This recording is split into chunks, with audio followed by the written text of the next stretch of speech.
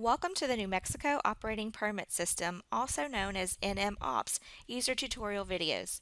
This video will guide you through the steps for saving a routed trip in NMOPS at mtdpermits.dps.state.nm.us. This and other tutorial videos can be found on the login page via the Tutorial Videos and Guides link. For many users, the ability to save commonly traveled routes can save time during the order permits process. To save a route, process a permit application through to the point of generating a route. On the Enter a Route screen, generate a route traveling from I-10 Lordsburg, Arizona to I-40 Glen Rio, Texas. Click the Validate and Run button. To save the trip for use in the future permit applications, click the Save This Trip link located above the map. The Save Trip window will be displayed. Enter the name of the trip in the Save Trip As field and click the Save Trip button. A confirmation message will be displayed letting the user know that the trip was saved. Click the OK button. When applying for a permit, users will be able to utilize the Load Trip feature